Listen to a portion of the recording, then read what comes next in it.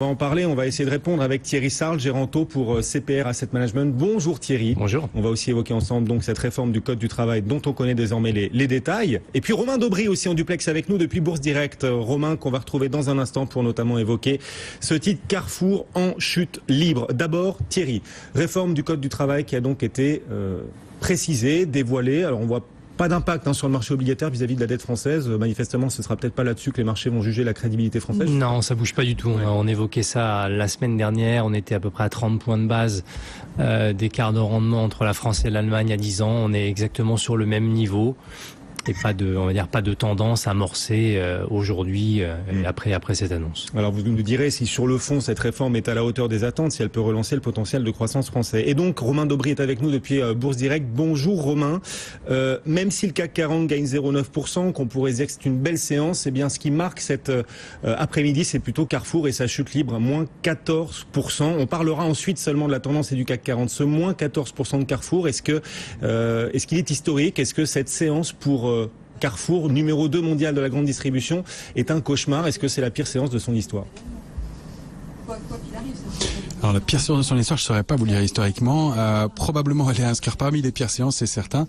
En tout cas, ce qu'on peut rappeler pour donner le contexte, c'est que tout le travail fourni par Georges Passat depuis 2012 semble ne pas avoir porté suffisamment ses fruits, puisqu'il a quand même restructuré tous les magasins, il a introduit sa filiale immobilière en bourse, Carmila, il a réorienté l'activité vers le e-commerce, vers les produits bio. C'était quand même plus 32% d'activité pour atteindre 1 milliard d'euros en 2016. Il a quand même mis énormément de choses en place. Manifestement, ça ne suffit pas encore. Il faut dire que Carrefour avait énormément de retard et on constate que le même Dia pèse et devrait ajouter 150 millions d'euros de pertes en plus pour 2017. Et donc le nouveau PDG Alexandre Bompard est contraint d'annoncer un profit warning majeur puisque son bénéfice net baisse de 21,5%. Ça c'est parmi, à mon avis, historique aussi, à 154 millions d'euros. Donc le chiffre est assez conséquent. Du coup, dans ce contexte, qui était un contexte déjà dégradé depuis quelques temps, puisque les actionnaires, les sociétés de Bernard Arnault s'étaient désengagées, puisqu'elles étaient descendues à 8% du capital environ. Le gros fonds Colony Capital était complètement désengagé du titre aussi. Donc il y avait un contexte qui était déjà un peu de défiance, et manifestement, malgré les promesses d'amélioration de la rentabilité et du cash flow par Alexandre Bompard, les investisseurs n'y croient pas et le plongeon est assez violent. Ouais, tout à fait. C'est le moins qu'on puisse dire, et donc après vérification, c'est bien la pire séance de son histoire. Carrefour qui avait déjà perdu au pire 12,9%, c'était en 87 lors du krach de 87, moins 12,9, et bien là on est en dessous à moins 14,2% donc pour le distributeur à 16,73 €, parce que Carrefour déçoit une nouvelle fois, parce que la restructuration de ces hypermarchés se fait à coup de promotion qui pèse énormément sur les marges. C'est une crise de modèle qui concerne Carrefour comme d'autres distributeurs d'ailleurs, c'est pas le seul, mais voilà, il y a un point d'attention aujourd'hui particulier sur ce titre. Oui, tout à fait, comme vous le disiez. Effectivement, les promotions qui pèsent énormément. Il y a le secteur des hyper qui tire un peu son épingle du jeu, mais qui pèse quand même, globalement. Et puis la France qui pèse aussi beaucoup.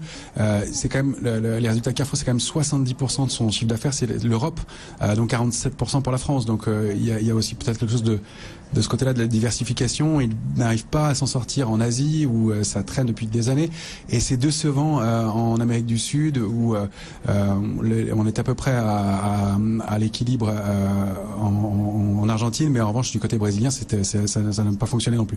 Donc voilà, ça pèse un peu de tous les côtés, et le groupe ne s'en sort pas manifestement. Et d'un point de vue technique, alors vous le spécialiste technique, probablement. Ouais, est-ce que vous voyez encore beaucoup de potentiel à la baisse? On est à 16,77 €, moins 14%, ça peut encore beaucoup baisser là. On a déclenché beaucoup de seuils qui pourraient entraîner encore à la baisse ce couteau qui est en train de tomber lourdement. Écoutez, il y a un premier support important à 16,70. Il y a eu une réaction dessus ce matin. On est en train de réagir à nouveau dessus. L'inquiétant, c'est que le prochain support majeur, c'est entre la zone 15-15-30 et le dernier support, fondamental, qui est un support trimestriel, qui est de très long terme, c'est 12,95. Donc ça laisse un potentiel de baisse que je vous laisse apprécier, mais qui est de l'ordre de encore presque 20-25%. Alors ce sont des niveaux techniques. Il faudra surtout voir comment réagit le titre. titre. Évidemment, il n'est pas question d'acheter un titre dans cette configuration-là. On attend de voir comment les prix se comportent et les investisseurs se comportent. Déjà, il devrait y avoir un ralentissement du mouvement baissier, mais ce qui est vraiment pas le cas aujourd'hui, puisqu'il y a un volume qui doit être historique aussi aujourd'hui à la baisse, et on doit voir si une figure de retournement se met en place avant d'envisager de rentrer sur le titre. Donc de toute façon, c'est pas, quels que soient les niveaux sur lesquels on se trouve, il n'est pas opportun de rentrer sur le titre, même en se disant c'est beaucoup pour l'instant. Ce qu'on sait, c'est que le titre n'a pas la faveur du marché, c'est loin d'être le cas, et du coup, c'est pas des configurations dans lesquelles on entre sur un titre, bien entendu. Et Carrefour entraîne avec lui Casino. Alors en revanche, dans une moindre proportion, un Casino ne perd que 4%, ce qui est déjà pas mal, mais comparé à Carrefour, c'est absolument rien. Donc Carrefour, baisse historique, plus forte baisse de son histoire aujourd'hui, à moins 14%, 16,78 € pour cette valeur sur laquelle on reviendra bien sûr dans la suite d'Intégral Bourse. Juste avant de redonner la parole à Thierry Sarl, un mot quand même de ce CAC 40 qui résiste à la baisse de Carrefour. D'ailleurs, c'est un signal peut-être de voir le CAC parvenir à gagner 0,9% malgré la chute d'une de ses principales pondérations. Enfin, sur l'indice CAC 40, c'est vraiment la zone sur laquelle les investisseurs ont réagi ces derniers jours. Le mouvement de baisse qui s'est produit la semaine dernière a été relativement violent, mais assez contrôlé en termes de volume notamment. Or, il y a eu du volume quand le marché a rebondi entre 5050 et 5100. Et là, la zone 5095, 5110 sur le contrat à terme sur l'indice CAC 40, c'est vraiment un niveau clé sur lequel on peut se positionner vendeur, à mon sens, avec un ordre stop au-dessus de 5125. La configuration globale est assez dégradée. Le fait est que les investisseurs sont quand même prévenus, parce qu'on a eu quand même 2 alertes majeures pour des tensions entre la Corée du Nord et les États-Unis. Du coup, les investisseurs se sont couverts. Le ratio de couverture est largement indique que les investisseurs sont largement couverts. Ils sont pas pessimistes, mais presque. Et donc le marché les investissements sont protégés. Du coup, une accélération baissière pourrait se produire. Maintenant, je pense qu'elle pourrait se prolonger comme de la façon dont elle fonctionne en ce moment, c'est-à-dire accélération baissière, rebond, accélération baissière, rebond, et fonctionner un peu en crabe comme ça pendant quelques temps encore, surtout si on le compare à la configuration des marchés américains qui pourrait offrir un potentiel de baisse un peu plus marqué compte tenu de la configuration graphique. Et des risques politiques aussi sur lesquels on va revenir dans un instant. Romain, vous restez avec nous. Thierry Sarl, toujours en plateau, gérant de taux pour CPR Asset Management. Thierry, on voit donc ce CAC qui progresse, qui gagne 0,9% et une actualité focusée sur la France, au-delà de Carrefour, c'est vrai, qui impressionne tout le monde aujourd'hui en bourse. Il y a cette réforme du Code du travail. Est-ce que c'est un élément, vous nous disiez, qui n'a pas d'impact sur le marché obligataire, mais qui peut participer à la reconstruction d'une crédibilité pour la France aux yeux des marchés, à savoir capacité à se réformer, capacité à relancer sa compétitivité?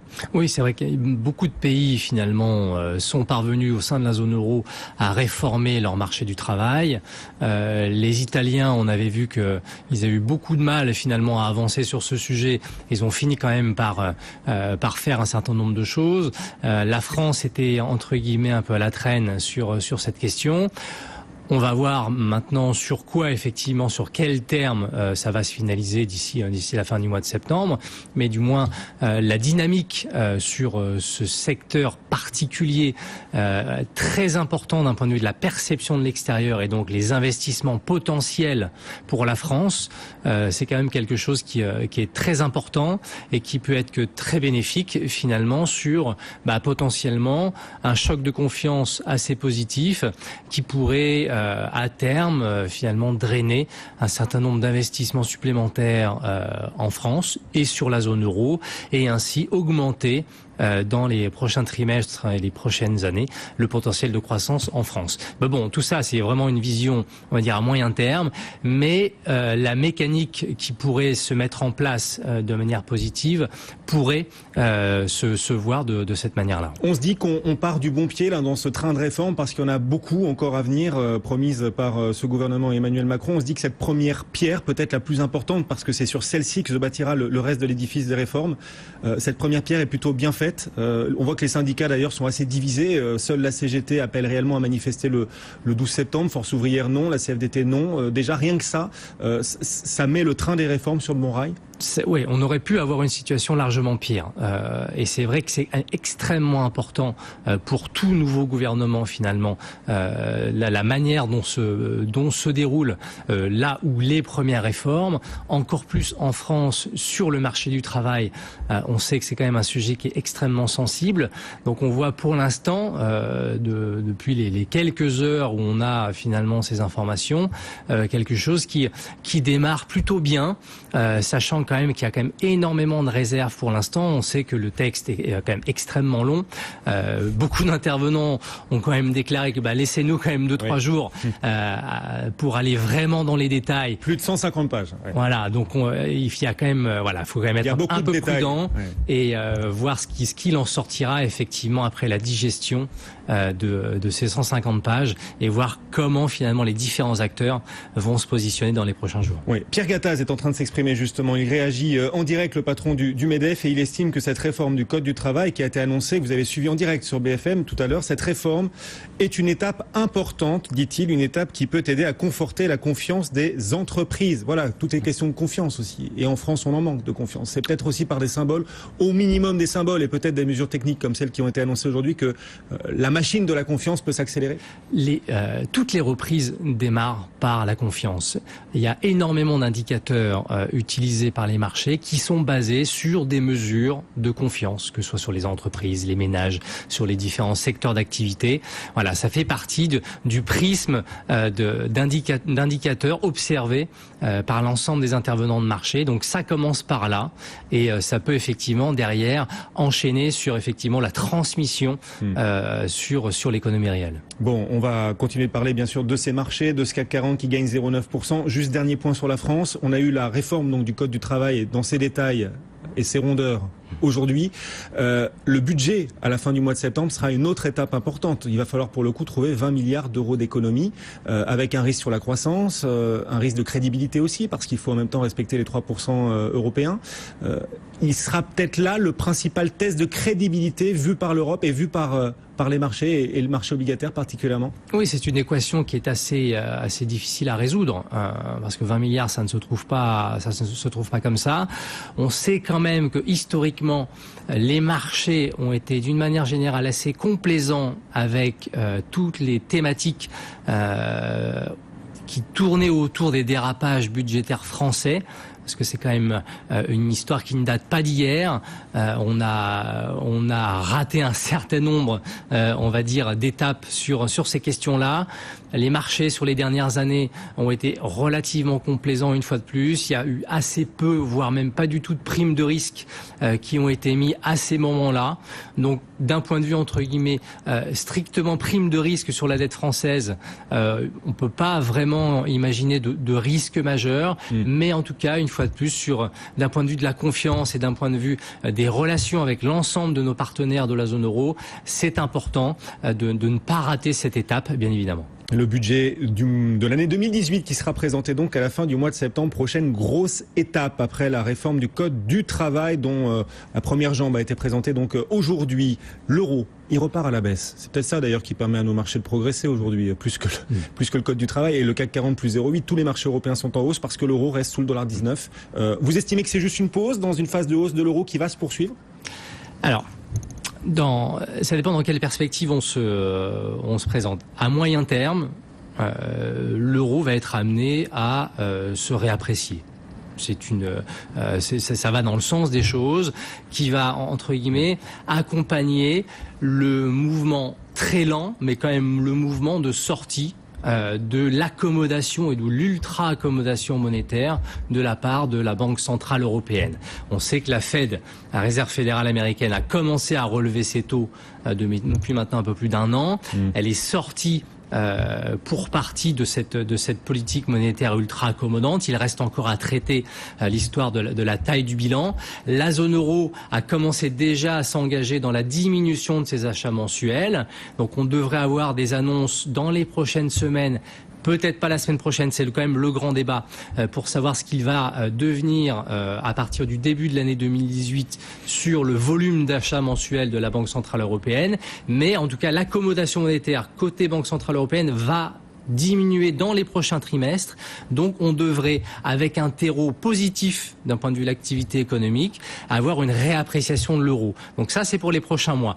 Après, techniquement, à court terme, on peut très bien avoir un retour un peu en force du côté du dollar, parce que c'est vrai que les dernières statistiques américaines ont été plutôt excellentes. On a eu encore un très bon chiffre révisé du PIB pour le deuxième trimestre hier. Ça tient, malgré l'absence de réforme, ça tient. Ça tient très bien. L'économie américaine n'a pas besoin encore aujourd'hui d'une relance de la part de l'administration Trump pour tourner entre 2 et 2,5 de croissance. Donc la Réserve fédérale s'était basée là-dessus, puisque c'était les seules hypothèses qu'elle pouvait réellement intégrer, et elle conduit sa politique monétaire dans ce cadre-là. Donc on n'a pas besoin pour l'instant effectivement de stimulus supplémentaires de ce côté-là. Mais enfin à moyen long terme, donc vous voyez une poursuite, vous, de la hausse de l'euro face au dollar. C'est le sens de l'histoire. C'est le sens de l'histoire. On profite donc de cette petite pause dans la phase de hausse de l'euro qu'on connaît. On est à 1,1856 $. Est-ce que techniquement, justement, le potentiel de hausse est important face au billet vert? On va poser la question à Romain Daubry, qui est toujours en direct avec nous depuis Bourse Direct. Romain, vous le voyez grimper encore, vous aussi, et grimper jusqu'où éventuellement l'euro face au dollar? Alors pour l'instant, 1,20 c'est quand même un niveau de résistance majeur. Il y a eu une figure notamment de retournement et un signal d'arrêt assez marqué sur l'euro-dollar, notamment avec la bougie de la journée du 29 août. C'était une grande bougie haussière qui a permis d'aller chercher les 1,20. Et au cours de cette séance-là, les vendeurs ont très nettement repris la main, ce qui donne une bougie avec un tout petit corps et une grande mèche en haut, qui en haut de marché s'appelle donc une étoile filante. Et elle est suivie d'une bougie rouge derrière qui donnera une configuration plus complexe et qui est assez baissière, qui s'appelle une étoile du soir. Cette configuration-là, elle donnera un signal baissier plus marqué pour les jours à venir. Maintenant, de là remettre le mouvement aussi dans lequel on s'est trouvé récemment complètement en cause, on peut pas s'arrêter à trois séances, mais c'est quand même un signal de baisse assez fort. Comme on a réintégré le trading range à 1,1868, il y a des chances qu'on refonctionne dans le trading range 1,1868, 1,1667 dans un premier temps. Et si on casse ce niveau-là, pourquoi pas revenir autour de 1,15.